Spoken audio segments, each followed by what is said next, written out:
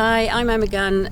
We're foraging today, and what we're going to do is I will be talking through what you can and can't eat. We'll be picking a few select things, and what I'm going to be doing is cooking up 3 cornered leek bargee burgers and some hawthorn ketchup to go with it. So I hope you enjoy.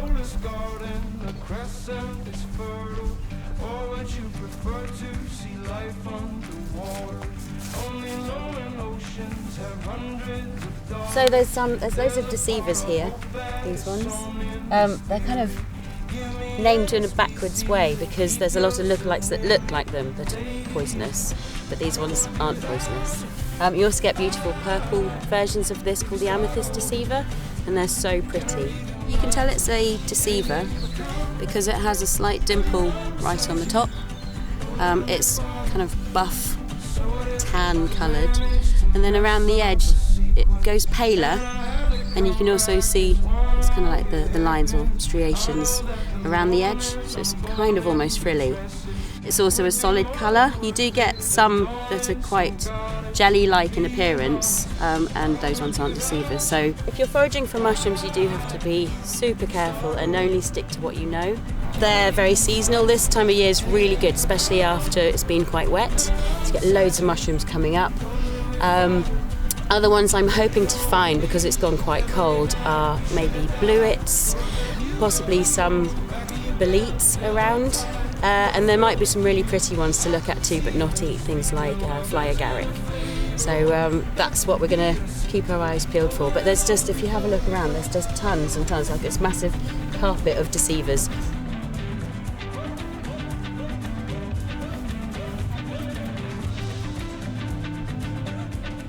Here's a crab apple.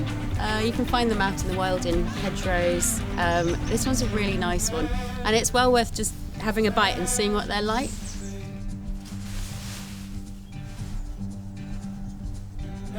So the name crab apple comes from them making you feel crabby because sometimes they're so sour. But not all of them are like this. This one's a really nice one. I've used it before as a little cake topper. So if you caramelise it, almost making like baby toffee apples with a bit of cinnamon, they're so nice.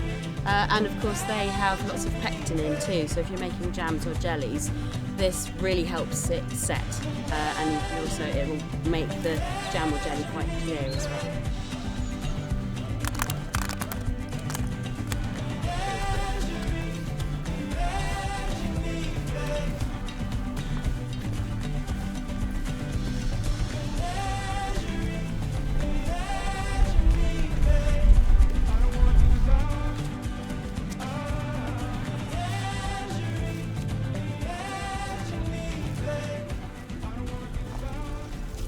This is shaggy inkcap. This is called Coprinus comatus. This is a bit old, so I'm just picking it to show you. But to identify it, you have the remnants of a ring where the cap was attached to the stem. And you can see it's got these little like fibrous bits on the cap. And that's where the shaggy bit comes from. It also gets called lawyer's wig too, because it kind of curls. It is an ink cap. If I took it home, I don't think I'd probably get to cook it because it would melt into a pool of black. So you can see it's already starting to do that. So yeah, amazing. I love these. And they do taste really nice, but you have to cook them really quickly. So tempura batter is pretty good. So I will leave this one here.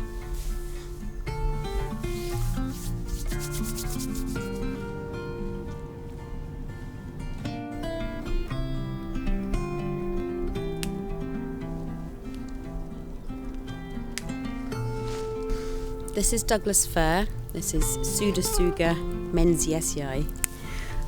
You get this in conifer woodlands or mixed woodlands as well.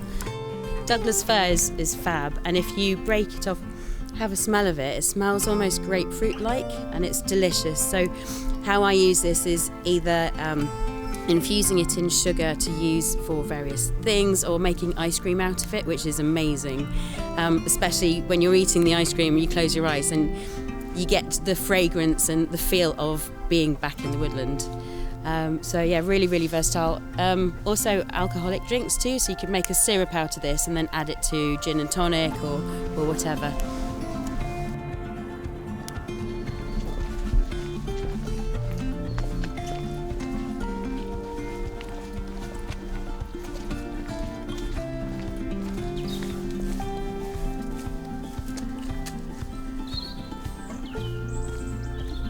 This is hogweed. So hogweed gets a lot of bad press, especially when it's fresh.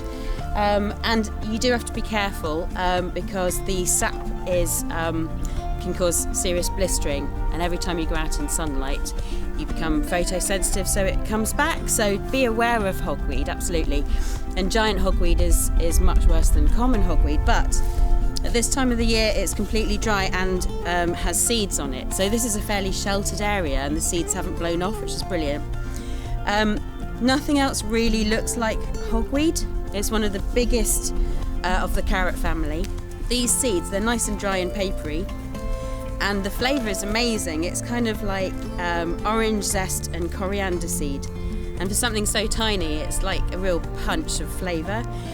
It works really nicely in desserts and puddings and so on, but you can also use it in savoury dishes too. So for example, if you're doing a ducker, if you toast up hazelnuts, coriander, so dried coriander, dried cumin, and then these as well, they add such a nice zesty flavour to it.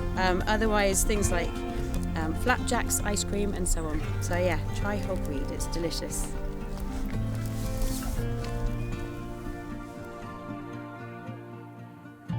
So in the forest garden we've picked quite a few bits and pieces, so I'll just talk through what I've foraged. First of all, we've got sweet violets. These are really early. They normally come out between about December through to March, so this is early, but these are the ones that have the Parma violet flavour. If you are making a syrup, add lemon juice because it intensifies the colour and it changes it from a fairly pale lilac colour to this intense cerise pink, which is beautiful. So, and you get the flavour too. So we've got sweet violets.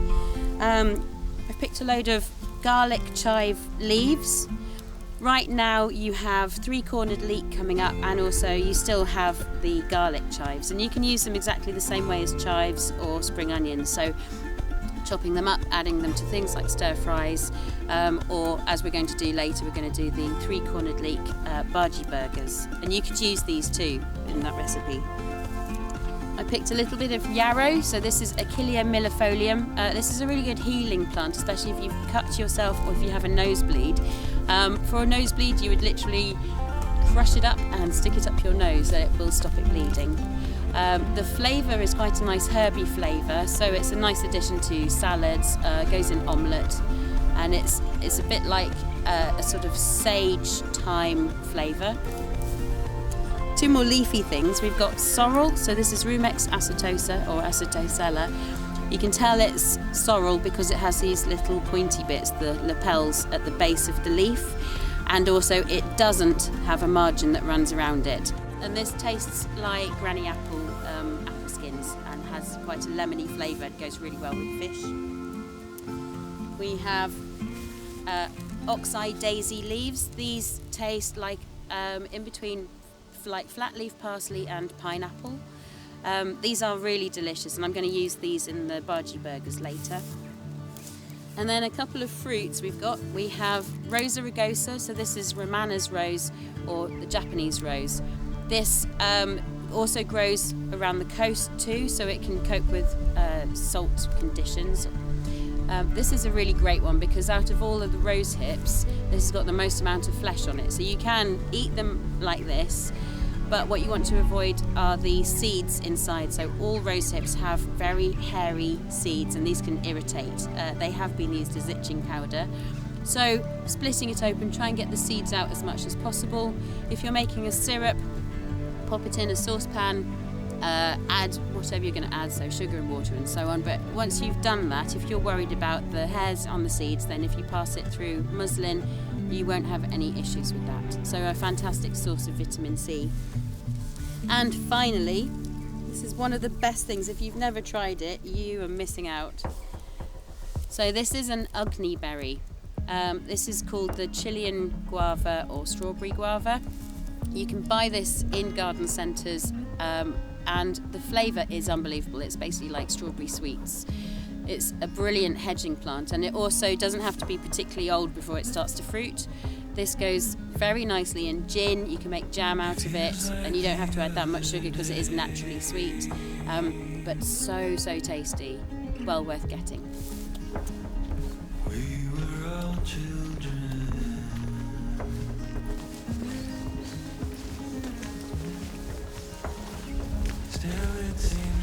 I found some bluets, which I'm really happy about. It has gone cold recently, so that's why I was hoping to find them, because they don't mind cold weather.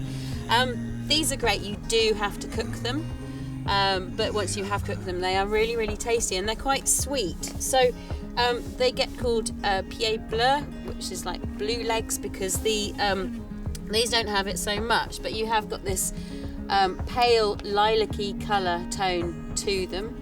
And also another way of checking to see that they are bluets, Lepista nuda, is the way that the gills kind of stop before the stem. So check that, smell them, and they actually smell really quite sweet, mushroomy but very sweet. These are lovely. I've made little bluet tarts with them, so I'm looking forward to cooking these. And there's a good amount around too. You can see them just all popping up all around here.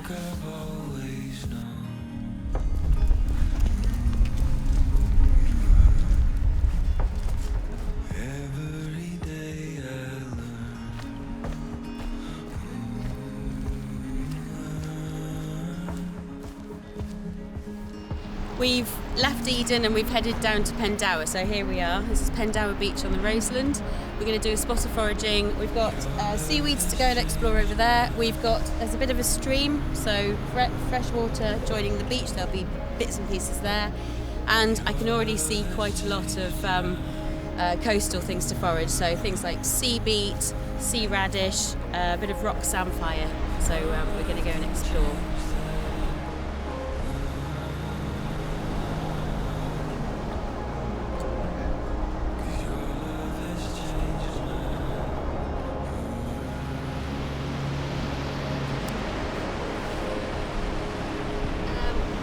Some pepperdulls. This is Osmundia pennitifida. This is called, or sometimes called, the truffle of the sea, because the flavour is really truffle-like. For such a tiny seaweed, this one has probably got the most punchy flavour possible. When you eat it, it's garlicky, fishy, peppery and truffle all in one. It's quite a crazy flavour. The best way to eat this is to chop it up fresh, mix it in with some butter, so roll it into a long butter pack, stick it in the fridge or freezer, and then just slice off discs of pepperdulls butter, and it goes really well with fish or steak. It's amazing, it's such a nice one. There's another really tiny one I found called Lomentaria articulata, and it looks like when you used to make those at parties, the balloon dogs, but this is another lovely one. It's got quite a meaty flavour to it for something so small. When you're picking seaweeds, do take scissors with you, because you want to leave plenty of the algae behind to regrow. So think of them as plants, and you're basically leaving the roots and a lot of the plant to regrow, because so much life around rock pools and the sea survive, thrive, reproduce, lay their eggs in it, and also graze on it too, so make sure you leave plenty behind for wildlife.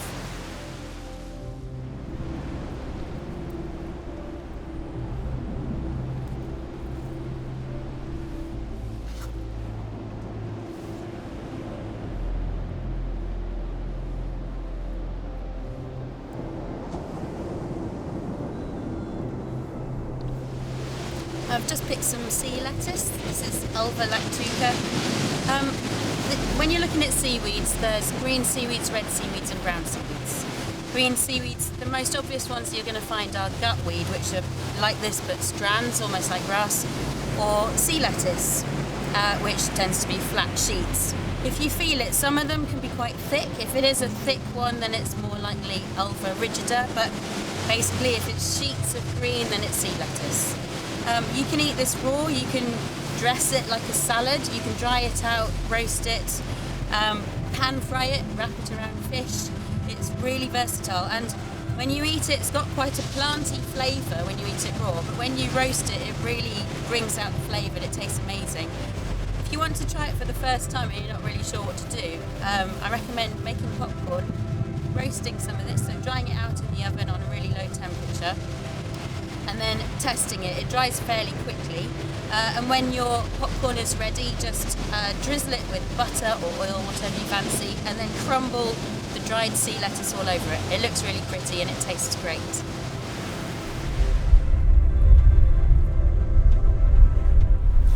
Found some rock samphire here. This is Crythmum maritimum.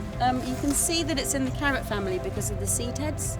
That's an umbel, and generally that depicts a member of the carrot family. Rock samphire is lovely. It's an evergreen and it does taste carroty. Sometimes it can be quite fuely, a bit like kerosene, but try it raw, see what you think. Some are much tastier than others, and you can pickle it or steam it. So if you steam it, you lose that bitterness. Pickling it is fantastic and it goes really nicely with cheese, so cheese and crackers and so on. I've also made rock samphire cupcakes with them, so they can work in sweet things too, but they're lovely.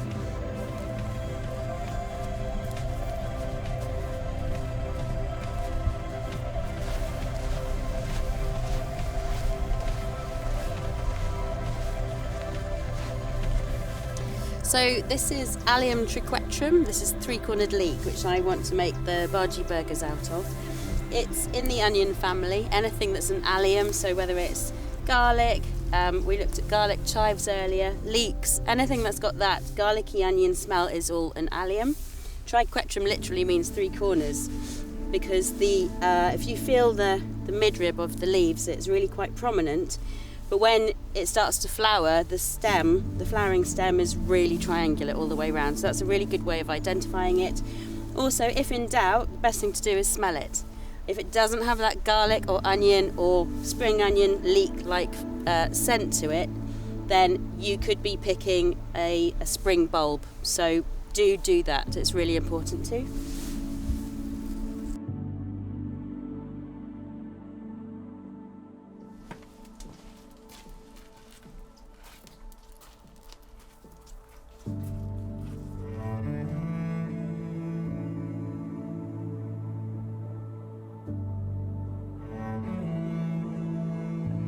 So we have finished foraging, we've been to Eden, we've been to Pendower, we're now in my back garden. We've got the fire stoked and I'm going to make the three-cornered leek bhaji burgers, and we picked some mint at Pendower, so we're going to mix that with creme fraiche for the sauce, kind of like tzatziki.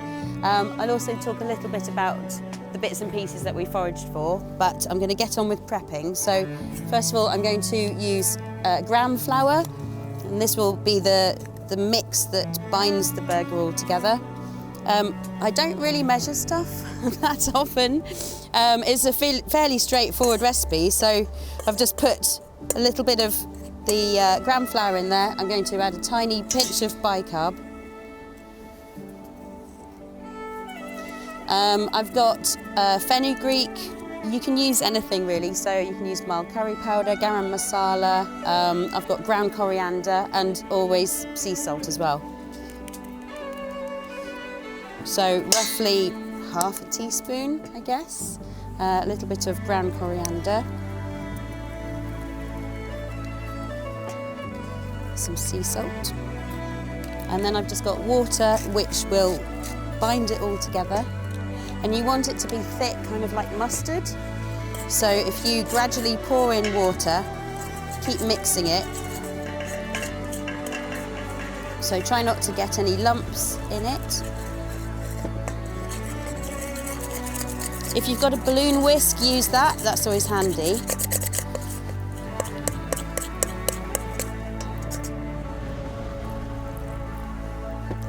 And then when this is mixed, I'll show you the consistency that I'm going for.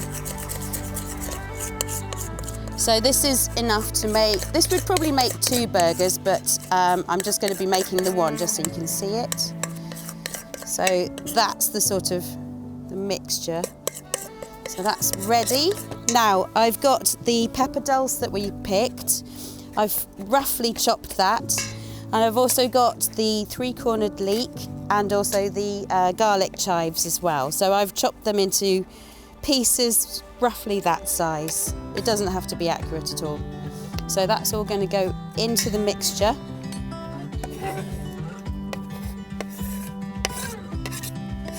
can add all sorts. So if you do have mushrooms and you have identified them correctly, then you can always add them. So you can have like mushrooms and three-cornered leek. That would work really nicely. So there we have it. That's the mixture. So that's all done. In a frying pan, I've put oil and butter. And the butter's quite useful because you can get an idea of how hot your frying pan is. If you use just butter, then I always find that tends to burn. So doing oil as well at the same time kind of prevents it from burning, but you then get the nice flavour of butter too. So once the butter's started to melt, then we can start frying. So what I can do while I'm waiting for that is chop up the mint that we picked at Pendower. So I'm just going to bunch that together.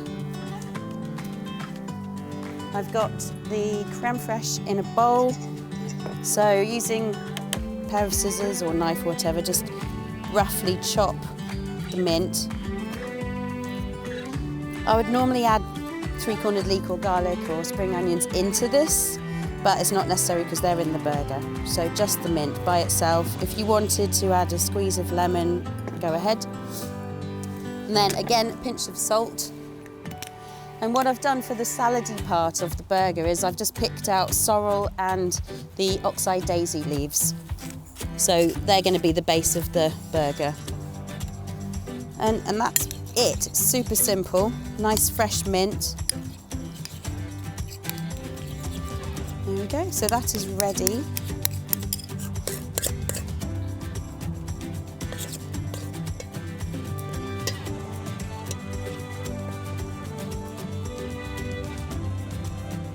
That's probably enough for one burger.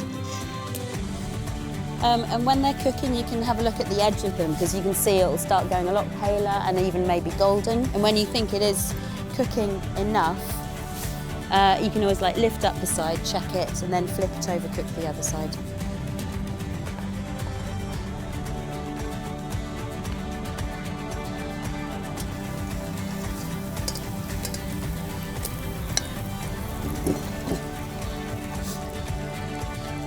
This is cooking really nicely, and it's kind of like pancakes. So before you turn it, if you're looking at it, you'll see little holes and little bubbles come up, and that means that it is cooking really well. And at that point, that's a really good time to flip it. You can see it's got a nice crust on it, and it smells really good too.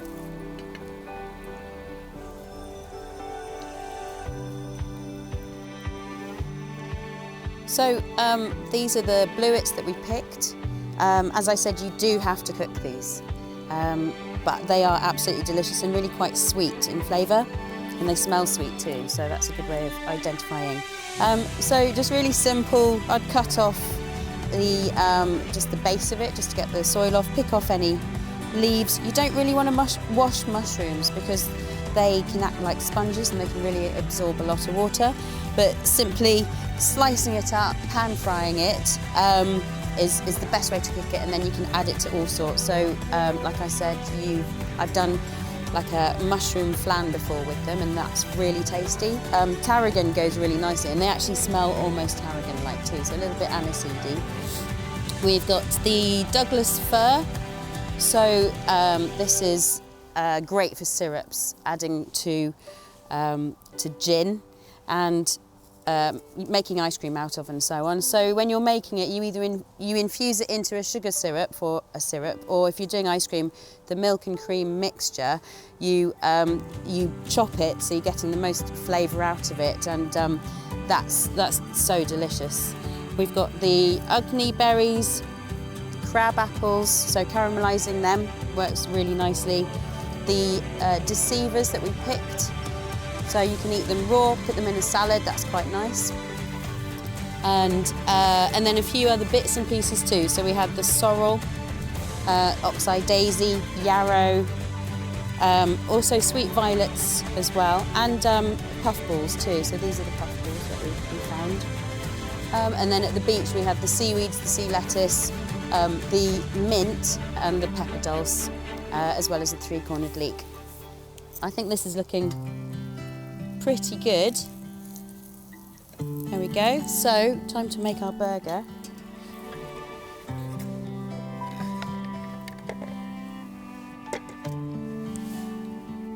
So with the sorrel and the ox-eye daisy,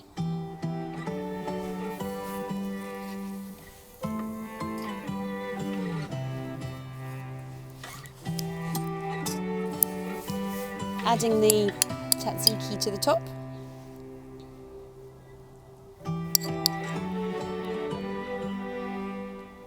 There we go, nice and simple.